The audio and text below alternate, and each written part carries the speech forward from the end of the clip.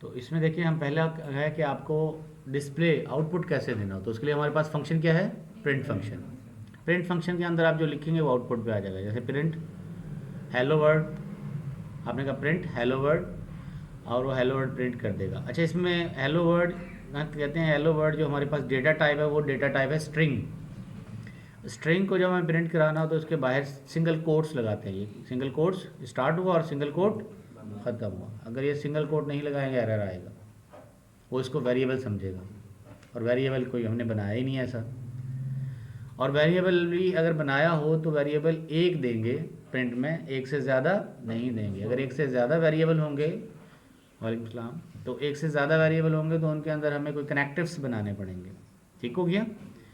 तो अब जब हम कहते हैं print hello word single quotes में दिया तो सिंगल कोट्स में ये प्रिंट करेगा। अच्छा, ऐसा नहीं है कि डबल कोट्स में नहीं लेता, डबल कोट्स में भी ले लेते हैं, लेकिन ये कोई कन्वेंशन है कि अगर आप डबल कोट्स में दे रहे हैं तो सिंगल करेक्टर दें, लेकिन स्ट्रिंग प्रिंटिंग के लिए आप सिंगल कोट्स यूज़ करें। इनकैप्सुलेट कर देता है, लेकिन कन्वेंशन है कि आप सिंगल कोट्स ही इस्तेमाल करेंगे। अब हमारे पास जो फंक्शन में हम पास कर रहे होते हैं चीज़ें, जैसे हमने पास किया हेलो वर्ड, ये कहलाता है आर्ग्यूमेंट।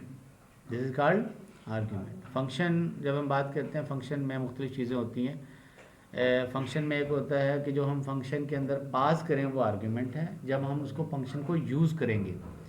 और जब फंक्शन को बना रहे होंगे, जब बताएंगे कि इसके अंदर क्या पास होगा, तब वो कहलाएगा पैरामीटर।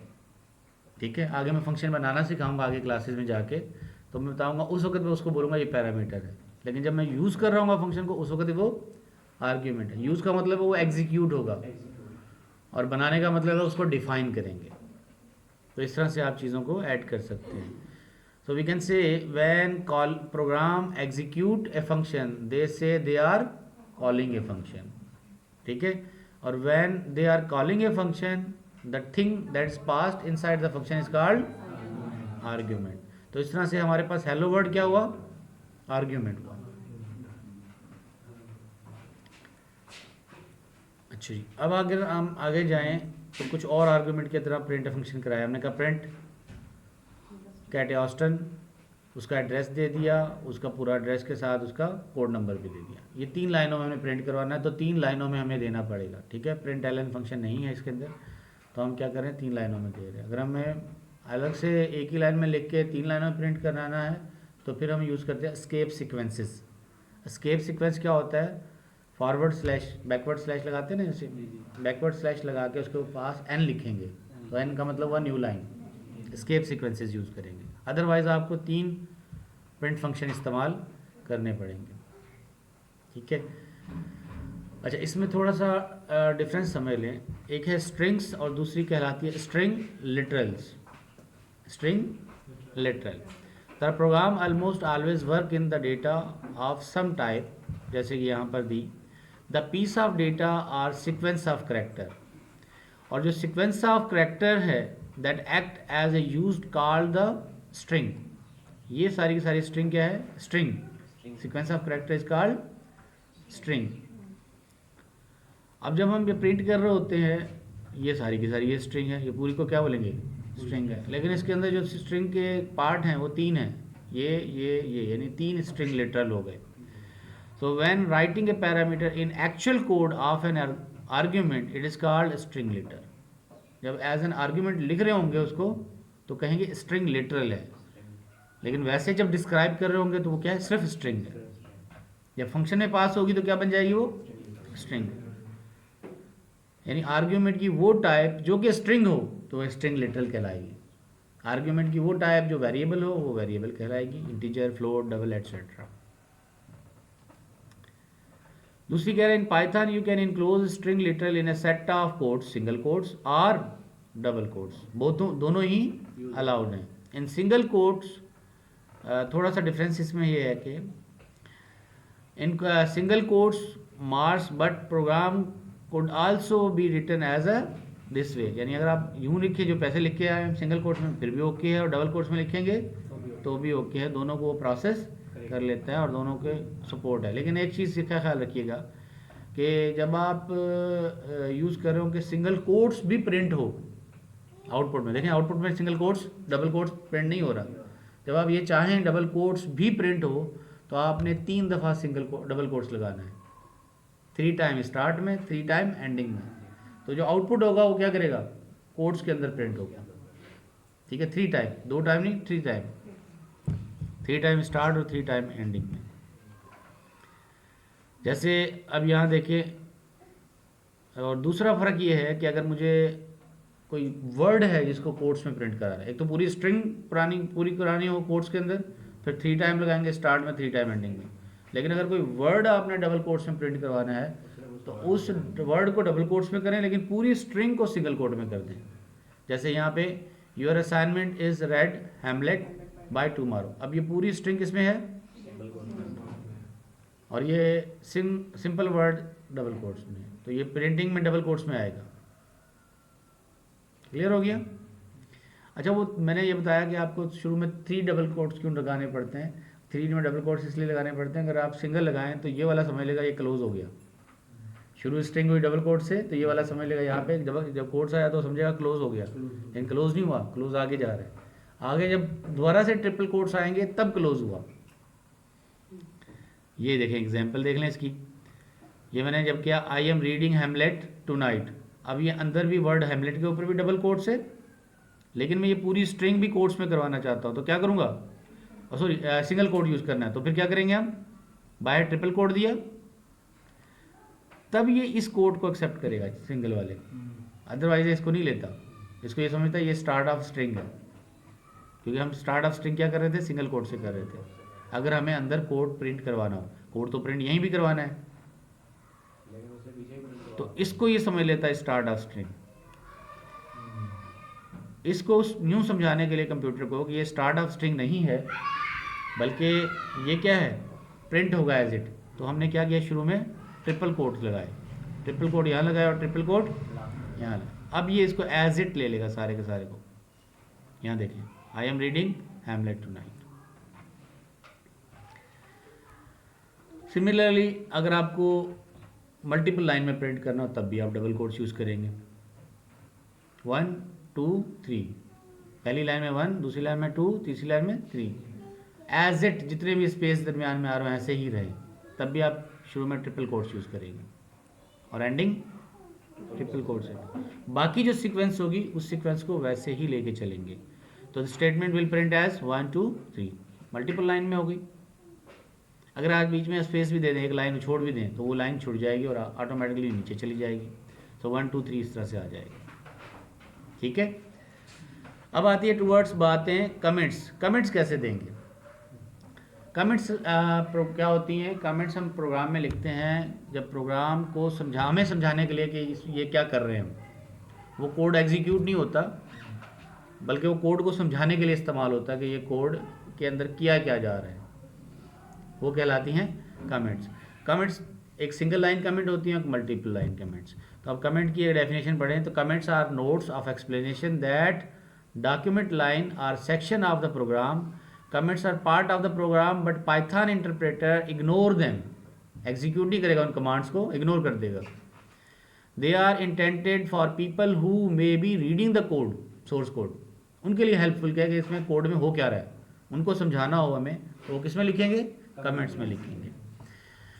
कमेंट्स कैसे लिखी जाती हैं, comments are short notes placed in front of parts of the program explaining how those parts of the program work. Although comments are critical part of program, they are ignored by Python interpreter. Comments are intended for any person reading a program code, not a computer. ठीक है, दो तरह की comment है, single line comment है, hash अगर लगा देंगे आप किसी के शुरू में, हैश करेक्टर, और जिसको हम कहते हैं नंबर साइन, हैश भी और नंबर साइन भी, तो इसके बाद जो कुछ लिखा होगा ना कंप्यूटर इसको इग्नोर कर देगा, एज इट प्रिंट कर देगा जैसे होगा, मतलब आउटपुट में नहीं लाएगा, आपको ऐसे इग्नोर कर देगा। तो मुझे ये बताना होगा ये प्रोग्राम किसके लिए है। देखिए यहाँ देखें क्या लगाया मैंने, this program display a person name and address.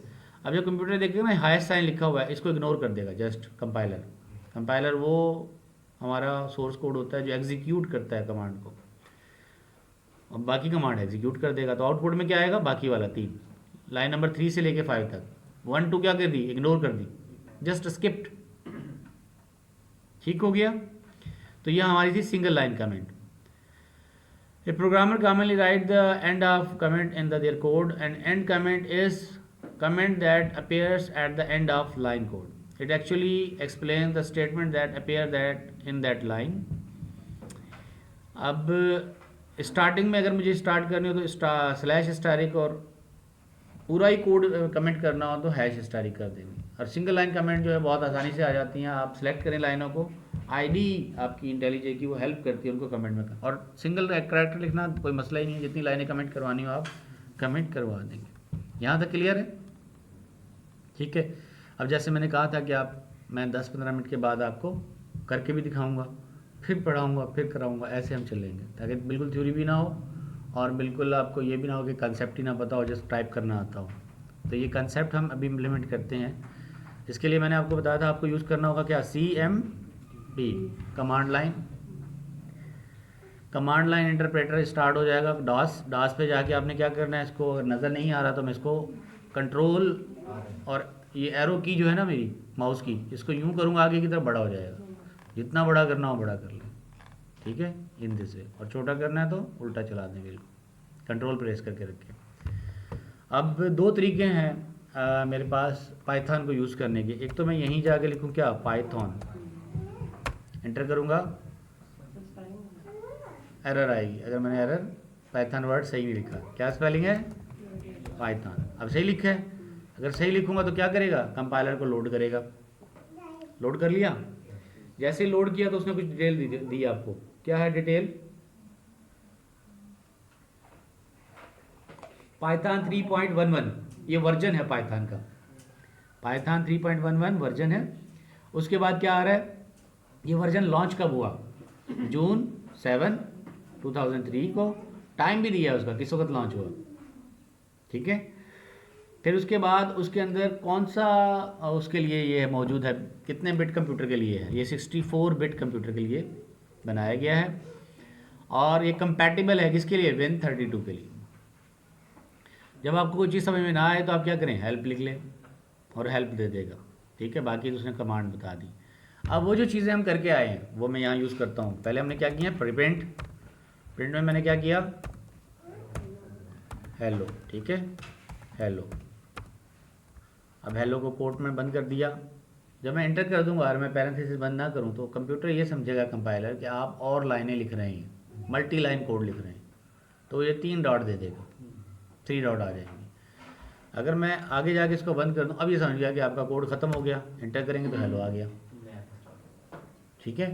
तो मल्टी लाइन कोड लिखने के लिए आप एंटर प्रेस करेंगे, अगर बड़ा कोड है तो उसको एक ही कोड समझेगा। जब आप वो करेंगे, एग्जीक्यूट करेंगे, कोड का कमेंट करेंगे, पैरेंथेसिस क्लोज करेंगे तो वो क्लोज हो जाएगा।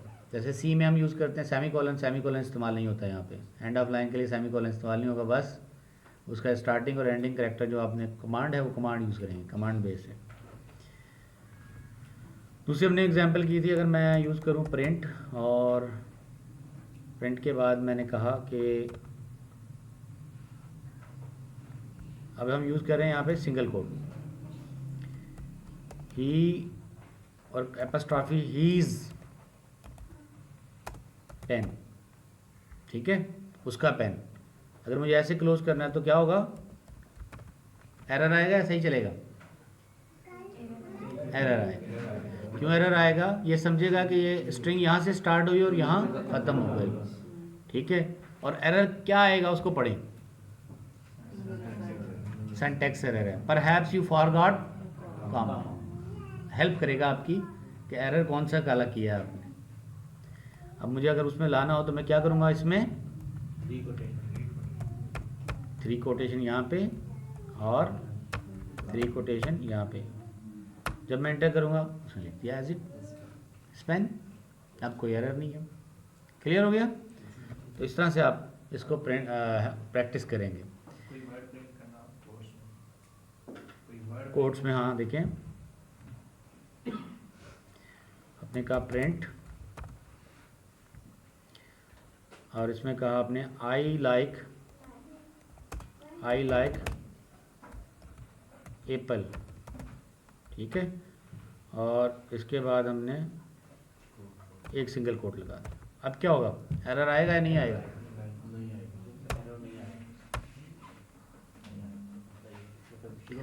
डबल कोट्स इनसाइड है, सिंगल कोट्स में आ गया, ठीक है, तो आउटपुट आ जाएगा। डबल कोट्स भी अंदर है, सिंगल कोट्स भी अंदर है, बहुत सारी चीज़ें हैं। फिर आपको क्या करना पड़ेगा, ट्रिपल कोट यूज़ करना पड़ेगा। और जैसे मैंने बताया था कि प्रिंट, आपने का प्रिंट के बाद 1 एंटर कर दिया मैंने, एरर आ जाएगा, ठीक है। क्या कह रहा है, सिंटैक्स एरर, आप भूल गए कुछ करना। और अगर इसको आप यूँ करें प्रिंट 1, इसको अंड कर दें, प्लस कर दें और फिर प्रिंट करें 2, क्लोज कर दें, कॉन्केटिनेट हो जाएगा, जोड़ दिया उसने।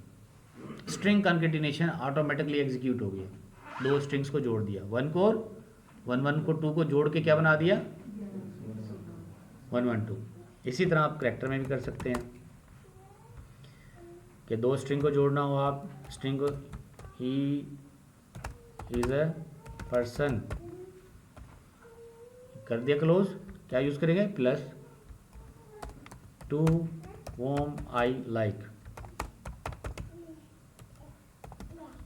फिर क्लोज कर दिया, फिर पैरेंथेसिस कर दिया। अब इसको क्या कर देगा, 2 स्ट्रिंग्स को जोड़ के दे देगा, मिला के दे देगा, ये स्ट्रिंग कॉन्केटिनेशन कहलाता है। तीसरी, ये मैंने बताया था आपको, जो CMD वाला इंटरफेस है, ब्लैक एंड वाइट इंटरफेस, ठीक है। दूसरा इंटरफेस था इंटरप्रेटर वाला, उसमें क्या करेंगे आप, जुपिटर चलाएंगे, लेकिन जुपिटर यहाँ नहीं चलेगा, वो चलेगा CMD पे।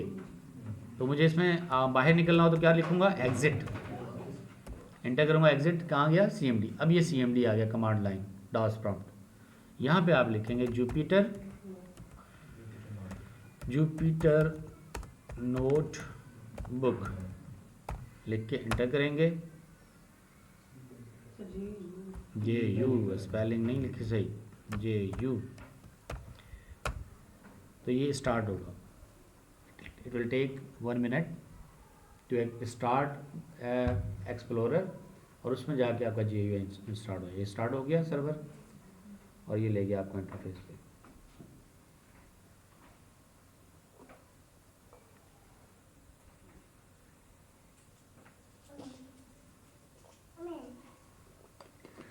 ठीक हो गया, और इस इंटरफेस पे चला गया, तो इसमें ये देखें सारे के सारे फोल्डर आ रहे हैं, यहाँ पे आ रहे हैं फोल्डर नज़र।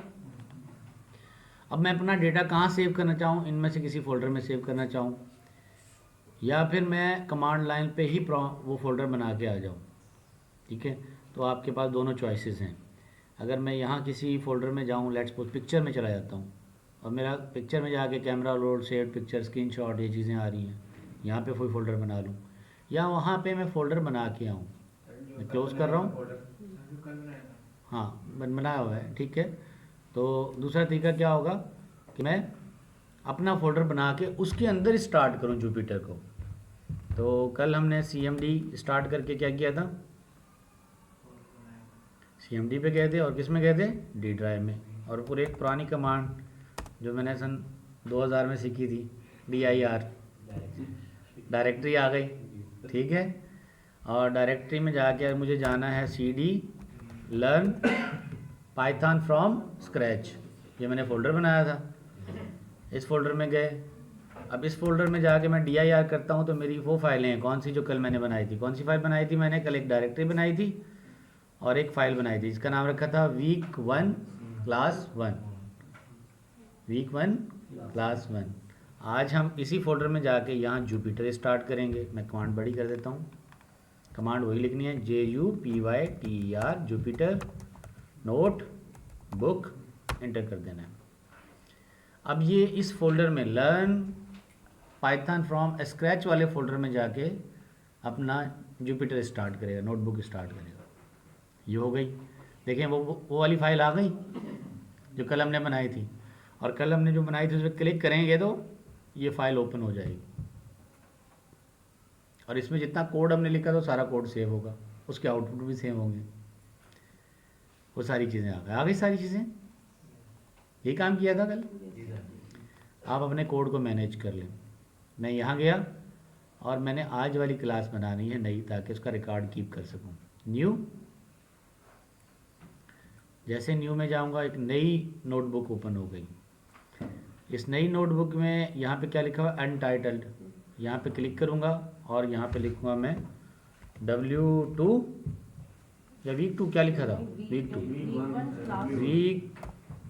2 और C2, वीक 1 C2। अच्छा, वीक 1 C2। चले जी, ये हो गया, रीनेम हो गई फाइल, ये बन गई। अब वो वाली कमांड जो हम यहाँ पे लिखना चाहें आज वो लिख सकते हैं, ठीक है। तो यहाँ पे हमने बनानी है, यहाँ पे मैंने लिखा प्रिंट, और प्रिंट में हमने लिखा वेलकम टू माइट, ऐसे लिखते हैं माइट। अब मुझे इस कमांड को चलाना है। चलाने का तरीके मैंने आपको बताया थे, दो हैं। नंबर 1, कंट्रोल प्रेस करें और कंट्रोल प्रेस करने के बाद इंटर कर दें, तो वेलकम टू माइट आ गया। दूसरा तरीका क्या है कि जब मैं दोबारा से मुझे कमांड लिखने के लिए जगह चाहिए, यानी ये cell, this is called cell, तो क्या करेंगे, शिफ्ट एंटर, तो सेल भी क्रिएट हो जाएगा, एग्जीक्यूट भी हो जाएगी और सेल भी क्रिएट हो जाएगा। अगर मुझे ये 3 कमांड हैं, मैंने 3 दफ़ा लिख लेता हूँ मैं इधर, इंटर, अच्छा इंटर प्रेस करेंगे आपका सेल बड़ा होता जाएगा, एक्सपेंड होता जाएगा, ठीक है। वेलकम टू माइट 1 के अंदर हम इसको लगाते हैं माइट 1, माइट 2, माइट 3, माइट 4 और माइट 5। अब मैं चाह रहा हूँ कि माइट 3 वाली कमांड एग्जीक्यूट ना हो, बाकी पहले वाली 2 और उसके बाद वाली 2 एग्जीक्यूट हो जाएं। तो अभी हमने सीखा क्या करते हैं, कमेंट लगाएंगे, हैश, जैसे मैं हैश लगाऊंगा कलर चेंज हो जाएगा, ठीक हो गया, और साइन भी चेंज हो गई। अब शिफ्ट इंटर करूँगा तो क्या होगा, माइट 1 2 प्रिंट हो गया, 3 प्रिंट नहीं हुआ। वो कमेंट है, वो हेल्प के लिए है, मुझे बताने के लिए कि ये कमांड एग्जीक्यूट ना करो। तो इस तरह से आप जब कोड लिखेंगे, उस कोड में क्या कर रहे हैं उसके बारे में बताएंगे कि मैं यहाँ पर क्या करने जा रहा हूँ, ठीक हो गया। सेकेंडली हमने बात की थी, अब स्ट्रिंग को प्रिंट करना देख लिया हमने यहाँ भी और वहाँ भी। अब हम आगे थोड़ा सा मूव करते हैं। कंसेप्ट हमारा है वेरिएबल्स का। वेरिएबल होता क्या है, what is a variable, simple definition आएंगे, variable is the name that represent a value stored in the computer memory. Variable जो भी वैल्यू उसके अंदर स्टोर होगी, ठीक हो गया। और वेरिएबल हमारे पास जब स्टोर होता है, मिसाल के तौर पे हमने कहा एज इज इक्वल टू 25, तो एज क्या है, वेरिएबल, लेकिन उसके अंदर स्टोर क्या हुआ, 25 स्टोर हो गया। असाइनमेंट ऑपरेटर हमारे पास यूज़ होता है इक्वल टू। इक्वल टू क्या है, असाइनमेंट ऑपरेटर। इसका मतलब है राइट हैंड साइड पे जो लिखा हुआ है वो वेरिएबल लेफ्ट हैंड साइड में जो लिखा है उस चीज़ है उसको स्टोर कर दो, तो उसमें वो कॉपी कर देता है, उसकी कंटेंट को स्टोर कर देता है। तो ये सिंपल असाइनमेंट ऑपरेटर है। प्रेस क्या करेंगे उसके बाद विड्थ, जैसे विड्थ मैंने कहा 10, लेंथ 5, तो वो असाइन कर देगा 10 और 5 की वैल्यू विड्थ और हाइट के अंदर। प्रिंट करवाएंगे विड्थ तो हमारे पास 10 प्रिंट हो जाएगा, लेंथ 5 प्रिंट हो जाएगा। अगर मैं कोट्स में दे दूंगा, बोलूँगा प्रिंट विड्थ कोट्स में, लेकिन तो क्या प्रिंट करेगा, विड्थ वर्ड प्रिंट करेगा। अब ये बन गया स्ट्रिंग लिटरल। और जब हम विड्थ बगैर कोट्स के देंगे तो ये 10 प्रिंट करेगा। अब ये वेरिएबल की तो जब बिहेव कर रहा है, तो पास तो हम दोनों में पैरामीटर में क्या कर रहे हैं, वर्ड कर रहे हैं, आर्गूमेंट कर रहे हैं, लेकिन argument as a string literal जा रहा है या वेरिएबल जा रहा है, ये डिसाइड करेगा हमारा कोट्स और विदाउट कोट्स। सो अब एक और प्रोग्राम देखते हैं। हमने कहा this program demonstrate variable room is equal to 503, print करेंगे I am staying in the room, और फिर बाद में करेंगे प्रिंट रूम नंबर, तो ये प्रिंट करेगा क्या, 503। तो इस तरह से हम वेरिएबल्स बना सकते हैं और वेरिएबल के कॉन्सेप्ट हमें बना सकते हैं। अच्छा, पाइथन में ब्यूटी ये है, इसको आप कह दें स्ट्रॉन्ग रिचनेस, कि पाइथन में वेरिएबल को बताना नहीं पड़ता कि ये वेरिएबल इंटीजर है या फ्लोट है, वो खुद से पता कर लेता है कि ये इंटीजर है या फ्लोट। अगर आप बता देंगे तो आपसे नाराज़ नहीं होगा, मान लेगा। अगर आप बोलते हैं int a is equal to 5, enter किया तो क्या किया उसने, सिंटैक्स एरर दे दिया। लेकिन अगर मैं यूं कर देता इंट ना बताऊं, ये कर दें, तो किसने क्या, कोई एरर नहीं दिया, लेकिन मुझे एक स्टोर क्या हुआ एज ए इंटीजर स्टोर हुआ। यकीन करने के लिए हम क्या करते हैं, हमारे पास यकीन करने के लिए कमांड है कि वाकई इंट है कि नहीं, तो हम क्या यूज़ करते हैं, टाइप ए बता देगा ये तो इंटीजर है। ठीक है, टाइप बताइए टाइप क्या है। और कल भी हमने डिस्कस किया था ये कंसेप्ट, लेकिन अभी हम वेरिएबल मूव कर रहे हैं और कुछ स्टूडेंट नए हैं तो हम यहाँ पे दोबारा रिपीट कर देते हैं एक चीज़ कि इसी तरह से अगर मैं बी में स्टोर करूँगा 2.2, तो 2.2 क्या है, फ्लोट। और जब हम चलाएंगे इसको, बोलूँगा बी बताओ क्या है, तो बताएगा 2.2। और अगर मैं रिजल्ट बना लूँ सी में स्टोर करूँगा ए, अच्छा टाइप, हाँ टाइप भी ले लेते हैं। टाइप क्या है, type of b is float, बताएगा कि तुम्हारी फ्लोट टाइप की बन गई। और इसी तरह से अगर आप इसको करें कि C is equal to A plus B, अब ए क्या है, इंटीजर, बी क्या है, फ्लोट, दोनों को मिलाएंगे क्या बनेगा, फ्लोट बनेगा। बड़ा कंटेनर क्या है, फ्लोट है, इंटीजर छोटा कंटेनर है, तो बड़े में चला जाएगा। इंटर करेंगे और सी को देखें, अगर सी में क्या होगा 7.2, और टाइप निकालेंगे, अगर टाइप सी के क्या है, फ्लोट। ठीक हो गया। तो इस तरह से वाइडनिंग टाइप में चला गया, ये टाइप ही चेंज हो गई। अच्छा, अगर मैं एक और स्ट्रिंग बनाऊं जिसका नाम है नेम, और name is equal to Hussain, और मैं बोलूं कि भाई हुसैन को ए में जमा कर दो, ए प्लस हुसैन, सॉरी ए प्लस नेम, क्या करें, ए प्लस नेम, क्या होगा, नहीं,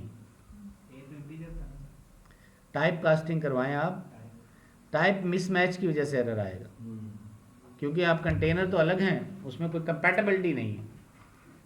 अगर मैं इसको कर देता हुसैन के साथ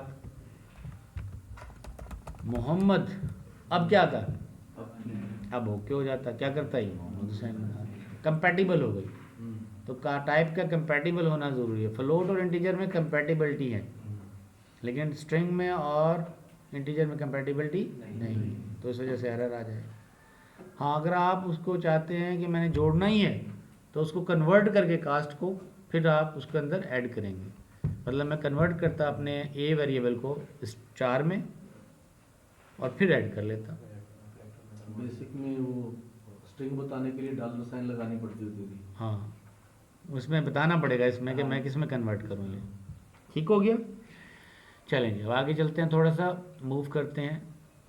मैं समझ में आ गई कि किस तरह से वेरिएबल को असाइन करना और किस तरह से चीज़ें देनी है। और दूसरा यहाँ पे ये बता रहा है कि इस तरह के एरर आएंगे और एरर आपको हेल्प करेंगे सीखने के लिए। जब एरर आएंगे तो आपको याद दिलाएंगे कि ये ऐसा नहीं करना है। एरर देख के घबराना नहीं है, एरर से आपने सीखना है, रिमाइंड करना है कि चीज़ें ऐसे ही हैं, करके देखना है। अब आ जाते हैं हम थोड़ा सा वेरिएबल का नाम रखने के कानून। हम कहते हैं वेरिएबल नेम्स रूल्स या वेरिएबल नेम्स की कन्वेंशन। तो यहाँ पे हम क्या करेंगे, यूज़ करेंगे वेरिएबल पर डे। तो ये रूल है, लीगल है कि आप क्या करें, बड़ा वेरिएबल का नाम है तो unit per day, unit per day, इस तरह से आप करके दे दें। सर को दे दें, हाँ एक और ले आए सर को दे दें। Unit per day, unit per day.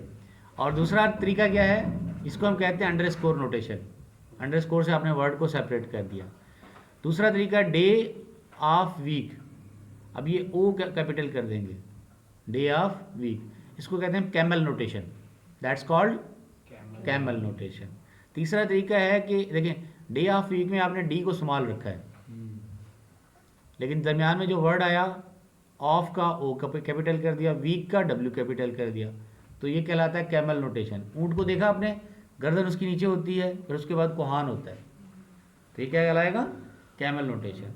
लेकिन अगर आप पहला करैक्टर भी बड़ा रखते हैं, जैसे जून या मिक्सचर, तो ये कहलाता है पास्कल नोटेशन। कन्वेंशन है ये लिखने का तरीका। पास्कल में पहला कैरेक्टर भी बड़ा होता है। एरर नहीं आएगा किसी में, किसी तरह भी लिखें, सारे लीगल हैं। ये भी लीगल है, ये भी लीगल है और ये भी लीगल है, लेकिन ये इलीगल है। मिक्सचर के बाद आपने क्या लगा दिया, हैश। हैश से क्या समझेगा वो, कमेंट। लेकिन कमेंट करने के लिए आपको थोड़ा स्पेस देना पड़ेगा, फिर वह हैश को रीड करेगा। अगर हैश दरमियान में यूज़ किया वो एरर आ जाएगा। इसी तरह से अगर आपने शुरू में नंबर दे दिया वो इलीगल है। शुरू में नंबर अलाउड नहीं है। थर्ड ग्राफ इलीगल हो गया। Variable name can not begin with digit. ये थोड़े से रूल्स आ गए। थैंक यू सर, आ गए अपने ले लिया। ठीक हो गया। कौन सा नंबर अलाउड नहीं है, इलीगल है। ऐसे नोटेशन आप यूज ही नहीं करेंगे। ये this is not a valid way of writing the name. ठीक हो गया। अब आई am staying in the room number आपने जोड़ना है, तो हमने कहा आई एम स्टेइंग और उसके बाद रूम नंबर वेरिएबल बनाया था, उसको कामा लगा के जोड़ सकते हैं। कामा से आप कनेक्ट कर सकते हैं वेरिएबल को और स्ट्रिंग को। तो अब यहाँ पे देखें जो हमने स्टाइल यूज़ किया था, अगर मैं यही तरीका जो नेम वाला किया था, ठीक है, इस पर हम करें अगर नेम के साथ,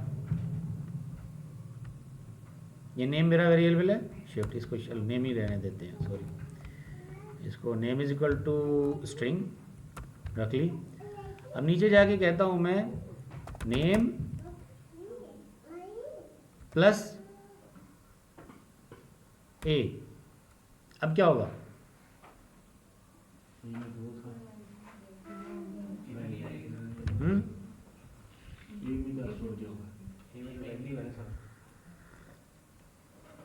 ए में स्टोर है 2 है ऊपर वेरिएबल देखें,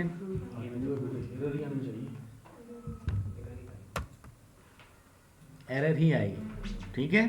लेकिन अगर मैं यूं करूं प्रिंट नेम कामा ए, उस सूरत में क्या होगा, 5 आ गया, ठीक है। तो वो एक अलग चीज़ है, वो अलग चीज़ है। कामा सेपरेटर है, मतलब 2 आर्गुमेंट पास किए मैंने। पहला आर्गुमेंट varchar है, दूसरा आर्गुमेंट वेरिएबल है, इंटीजर है, तो दोनों को अलग अलग ट्रीट करेगा और दोनों को अलग अलग प्रिंट कर देगा। कंसेप्ट क्लियर हो गया किस तरह से कंकेटिनेशन काम करता है, किस तरह से 2 वेरिएबल को कंबाइन करते हैं और किस तरह से 2 वेरिएबल को कंबाइन। यहाँ नहीं यूज़ कर सकते हम कामा, ये कामा यूज़ करेंगे फंक्शन के अंदर, पैरामीटर यूज़ होता है, यहाँ कामा यूज़ करेंगे, यहाँ भी आपके पास टॉप कास्टिंग होके वो ट्रांसफ़र कर लेगा, लेकिन आउटपुट डिफरेंट होगा। ये आउटपुट डिफरेंट है इस आउटपुट से, बताएं कैसे।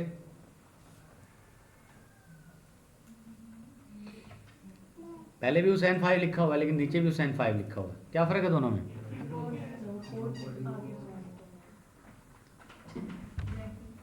Raise the hand who understand, critically analyse करें चीज़ों को, पहले और दूसरे में क्या फ़र्क है।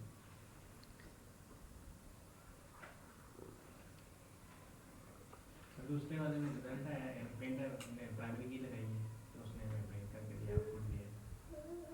नहीं, 26 पे जो आउटपुट आया है वो है string literal and integer. String literal है, कोट्स में है, एंड इंटीजर अलग से है। नीचे जो आउटपुट आया है वो है टोटली स्ट्रिंग, वहाँ पे उनकी वैल्यूज बताई उन्होंने, वो अलग अलग उन्होंने सेपरेट करके बता दिया कि ये दो डिफरेंट चीज़ें हैं। हाँ। नीचे वाले में उसने दोनों को कंबाइन कर दिया, एक चीज़ बना दी। सर एक के अंदर 2 स्टोर किया था हमने, नहीं 5 कर दिया था, ओवर राइड कर देगा। पहले 2 किया फिर बाद में 5 किया तो 5 वाला काल होगा, 2 वाला पीछे गायब हो गया, ओवर राइड हो गया।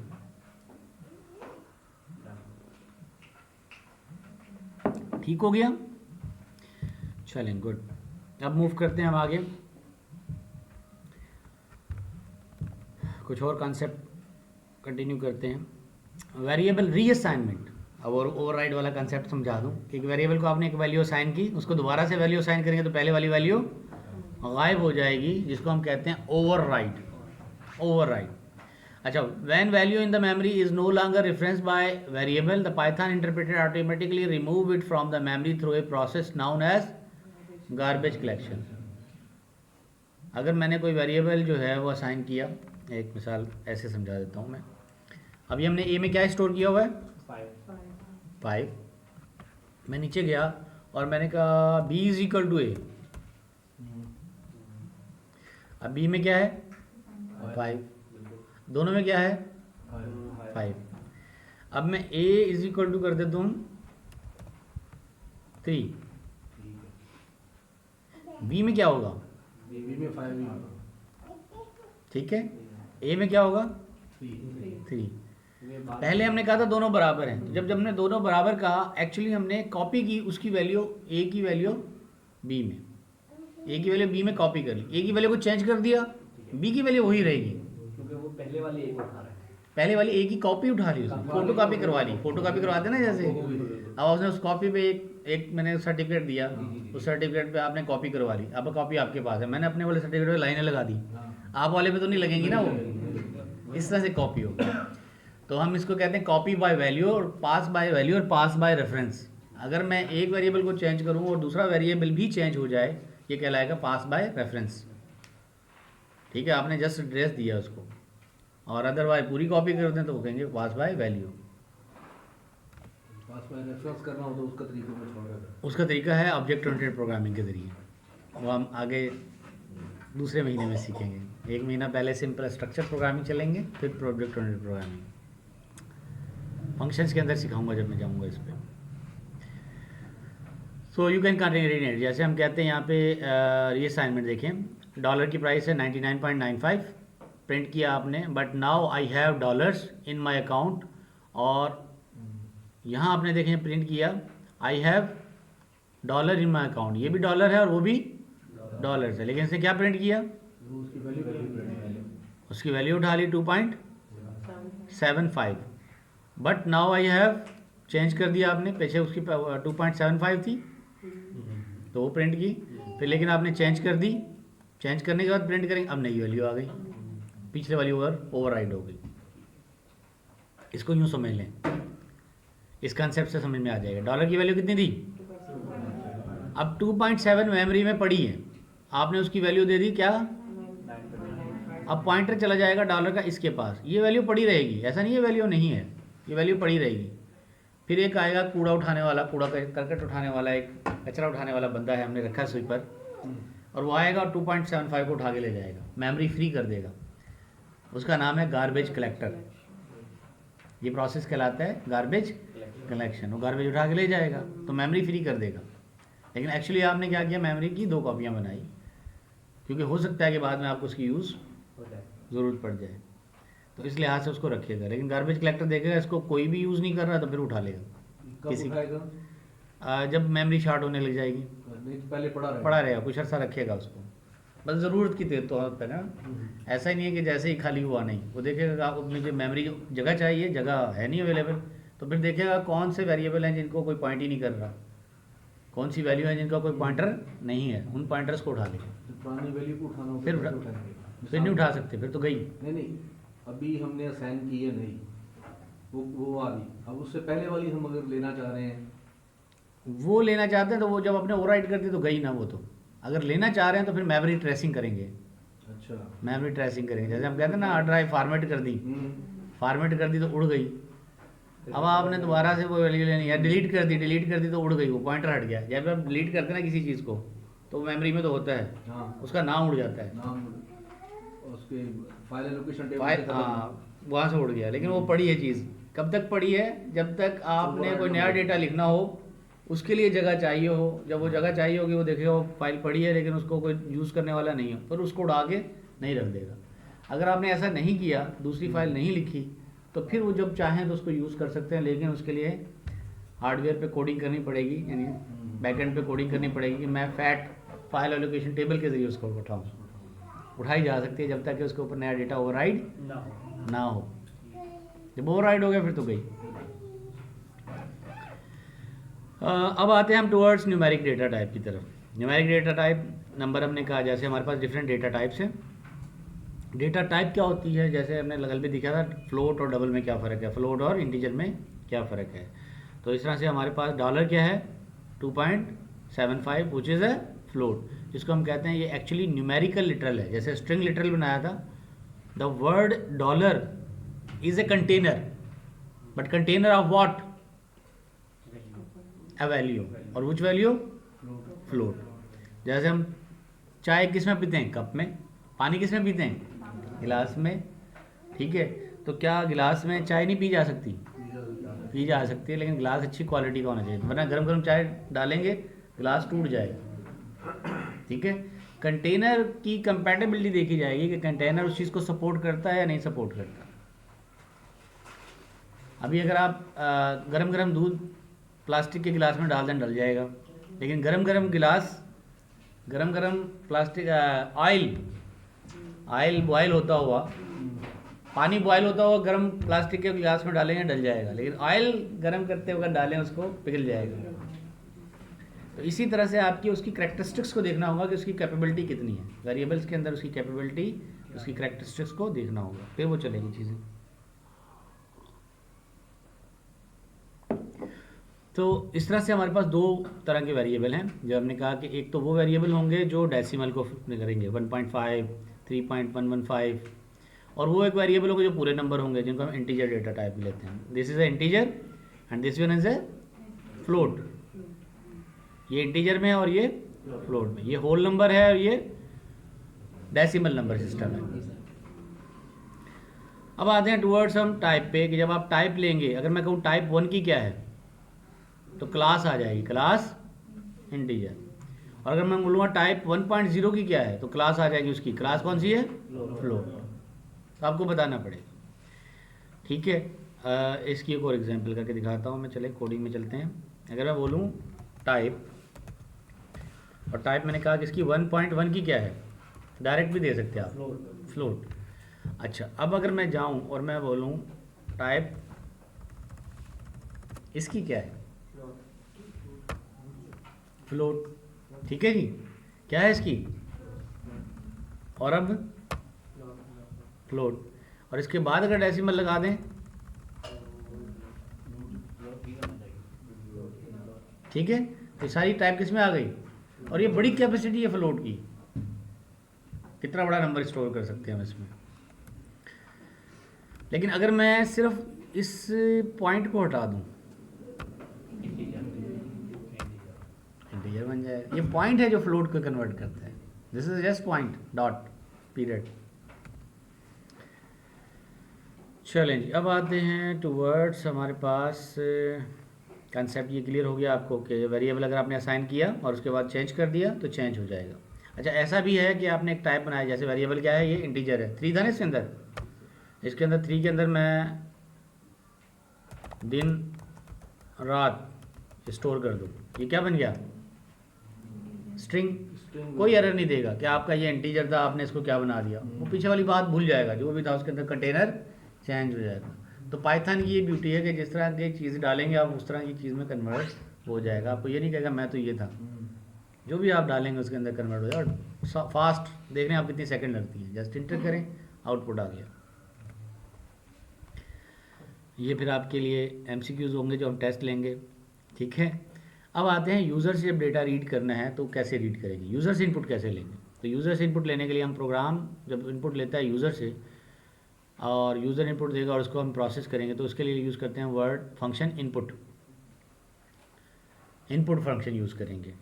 कमांड लाइन पे तो आप बहुत देखा ही होगा, कमांड लाइन पे कर्सर आ जाता है, ब्लिंक करता है, लेकिन हमारे इंटरप्रेटर में क्या करेगा, अगर मैं कहूँगा मुझे नाम लेना है, नेम वेरिएबल है, लेकिन मैं नेम किससे लेना चाह रहा हूँ, यूज़र से, तो यहाँ पर क्या यूज़ करूँगा, इनपुट फंक्शन कॉल करूँगा, सिर्फ इनपुट। जैसे मैं इसको इंटर करूँगा ये वाली लाइन आ जाएगी, ठीक है, ब्लॉक आ जाएगा। इसके अंदर मैं लिख दूँ हुसैन मुगल। ठीक है, अब जैसे मैं इंटर करूँगा, अब मेरा नेम के अंदर क्या चला गया, हुसैन। अगर मैं यहाँ पे अब्दुल रशीद लिखूँगा तो यहाँ क्या चला जाएगा, अब नेम में अब्दुल रशीद। अब नीचे जाके अगर मैं बोलूँगा नेम, तो ये क्या देगा मुझे, ओवरराइड हो। नाम जैसे चेंज करेंगे तो चीज़ें भी ओवरराइड हो जाएंगी और फंक्शन भी चेंज हो जाएगा।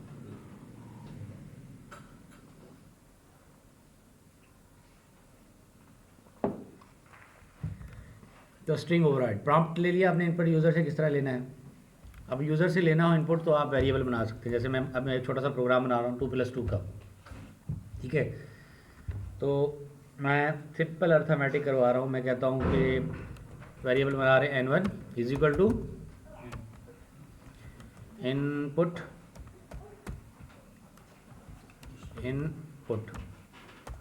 ठीक हो गया। फिर दूसरा ले लिया मैंने n2 जो कि क्या है, इनपुट लूँगा यूज़र से, n2 is equal to input. 2 input ले लिए। अब इन दोनों इनपुट को क्या करना है मुझे, प्लस करवाना है, माइनस करवाना है, मल्टीप्लाई करवाना है, डिवाइड करवाना है। मैं कहता हूँ ये भी यूज़र से पूछ लेते हैं क्या करवाना है। तो क्या लेंगे, एक और वेरिएबल बना देंगे जिसका नाम होगा operator OP. OP is equal to input. अब ये मैंने तीनों चीज़ें ले ली, ठीक है। और उसके बाद मैंने कहा कि करना क्या है, आपने करना है n1 प्रिंट करना है, print the result is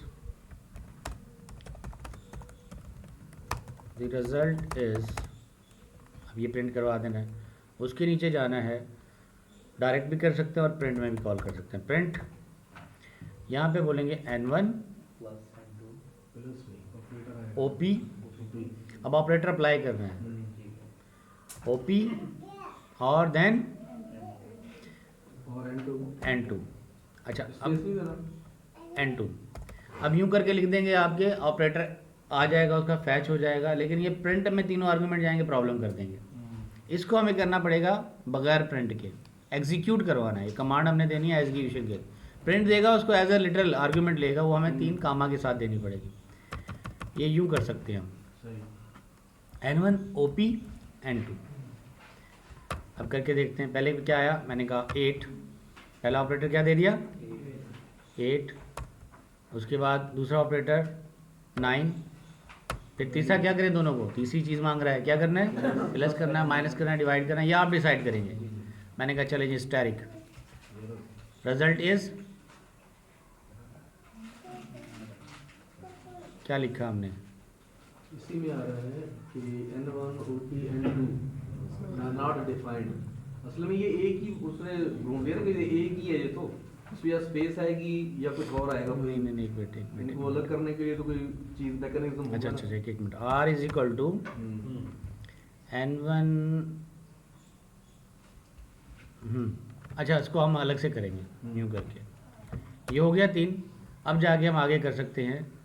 assignment तो हो गई। अब हम करें अगर n1 OP n2,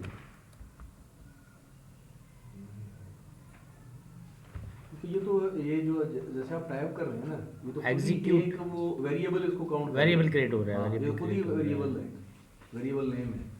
ये कंबाइन होने से एग्जीक्यूट हाँ। एग्जीक्यूट होगा इसको। सो इसको एग्जीक्यूट बनाएंगे, लेकिन वो उसमें चला गया, इन्फिनाइट लूप में चला गया। देखिए ये स्टार का मतलब है वो कंप्यूट कर रहा है, आउटपुट उसके पास अभी सोच रहा है कैसे लाऊं। अभी वो समझ रहा है n1 OP n2, इसको सिंगल वेरिएबल समझ रहा है। सिंगल है। इसके पास हमारे पास एक फंक्शन होता है एग्जीक्यूट। चलें फॉर द टाइमिंग हम ये कर लेते हैं, इसको इसे ले लेते हैं n1, उसको इंटरप्रेट नहीं कर रहा, n2 ये करेंगे तो ये आउटपुट आ जाएगा हमारे पास n1 n2 n2। अच्छा इसमें ऐसा सिचुएशन आएगी आपके पास कि स्टार आ गया, ये स्टार का आउटपुट ही नहीं आ रहा, तो क्या हो रहा है, इन्फिनाइट लूप में फंस गया, कंपाइलर हैंग हो गया, मैं कंट्रोल और डिलीट करना है। तो उस सूरत में आप क्या करेंगे, यहाँ पे ये देखेंगे ये साइन ब्लैंक हो रही है और ये क्या रहेगा, स्टार आ जाएगा। तो आपको इस सूरत में इसको या तो आप इसको करें कंट्रोल और या फिर इसको कर दें क्लोज लीव करके, ठीक है। लीव कर देंगे, दोबारा स्टार्ट करेंगे, दोबारा कंपाइलर स्टार्ट हो जाएगा।